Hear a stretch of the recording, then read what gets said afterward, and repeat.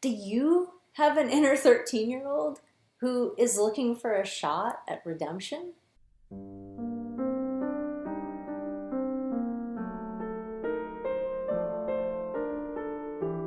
Welcome to Big Homeopathy. I'm your host, Sarah Thompson. Hi, welcome to Big Homeopathy. I'm your host, Big Homeopath, Sarah Thompson. Well, thank God that is over. We are officially done crying every day, and I feel washed clean. I feel like the streets in the morning after a storm. It is such a relief.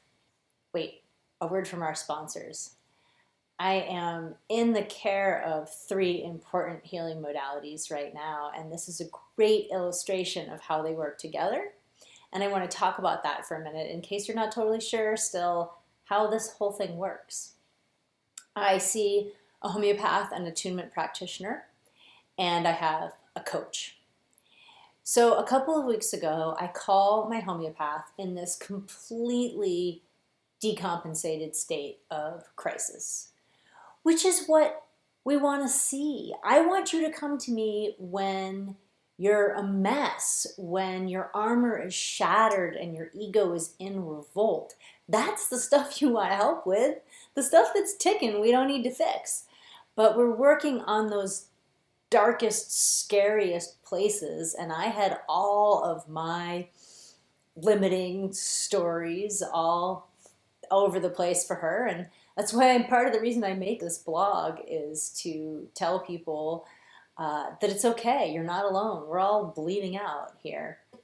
So I just dumped all my stuff, and she was able, by just observing that without prejudice, to see this inner 13-year-old with this story of persecution and anger and family trauma and failure at work and responsibility and duty and rage and self-doubt and all of that, to step back and make a prescription, which I only know because I'm a professional and I understand how to evaluate these things. Do not try this at home.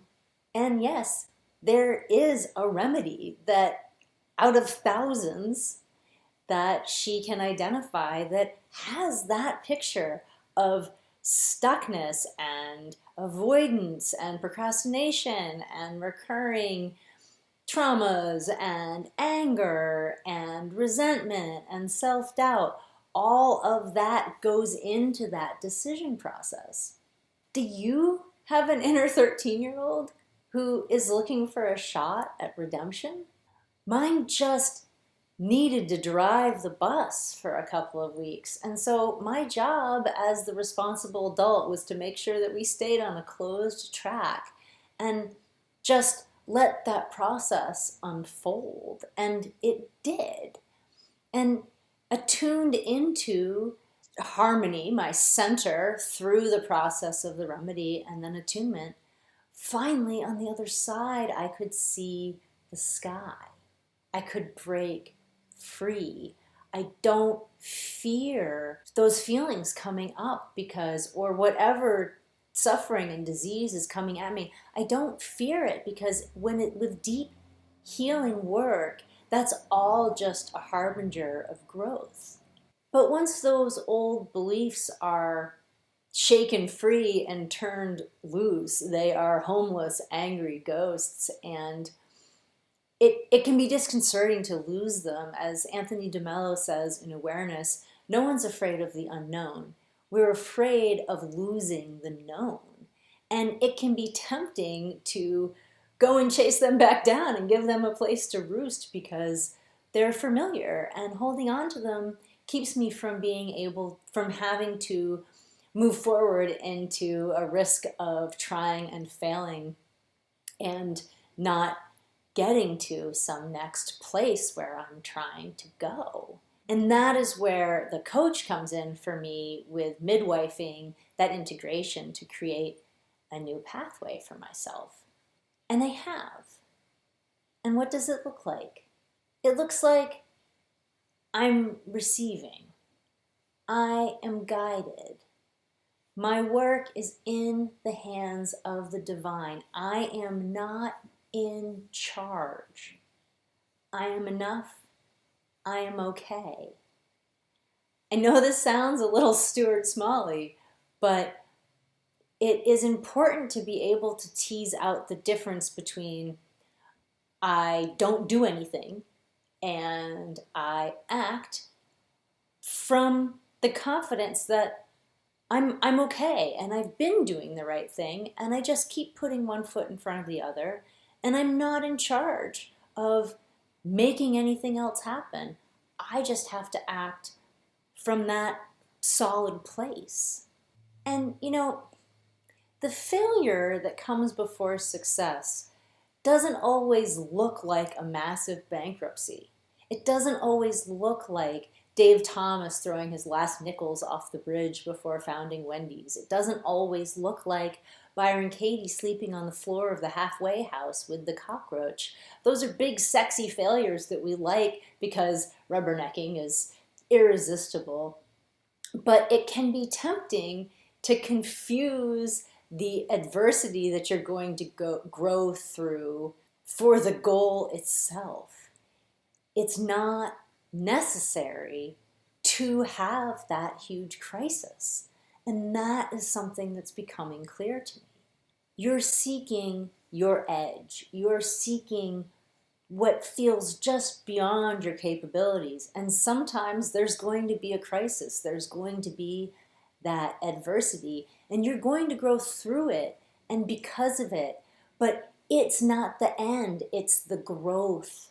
That's the end. Look, life is going to hand you terrifying shit. I had a peak experience of having cancer and the growth that went through that on a life-changing level of having children. But that doesn't mean you're supposed to go get cancer. You get to have the growth anyway. The growth is the goal. But children are, okay, you can have those. And whether you grow, that's the part that's up to you. Tom Waits gave this great interview about getting sober after having given a lot of wonderful drunken interviews, where he talked about how bound up his identity and his belief in his creative process was in this idea that he drank. And he was an amazing artist when he was an alcoholic. And he was afraid of what would become of him if he gave it up. But it turns out that he's just as amazing on the other side in a different way. Alcoholism is obviously an addiction, right? And nobody wants to be an addict like that. But maybe we do, because when there is a self-destructive behavior that seems to precede some period of growth or success or any outcome that we enjoy, it can be easy to become addicted to that behavior. And I think I had become addicted to this belief that I had to have the big failure crisis before I could ever grow. And it's not true. I was confusing the throwing the nickels off the bridge for the successful founding of the restaurant chain. When a martial artist breaks a board, he or she is striking through. If you strike the board, you're just going to hurt your hands. It's what's on the other side that you're going for. That great big bankruptcy on whatever level is really expensive. And sometimes you can get through the growth without it. And how do I know when I need to have that? It'll happen anyway when I'm pursuing the growth. I don't need to chase down the disaster. And that is such a relief. As much of a relief as no longer crying every day. That's big homeopathy this week, and it's going to be huge. I will see you next week. Bye-bye. Take a moment, if you are enjoying these videos, to click through the links in the description if there are people in your life or if you yourself could benefit from a Transforming Cancer session, which is a free, no obligation session to learn about how homeopathy can help heal. in the way that it has helped so profoundly to heal me in my life and to provide the healing that has brought me home. Thank you.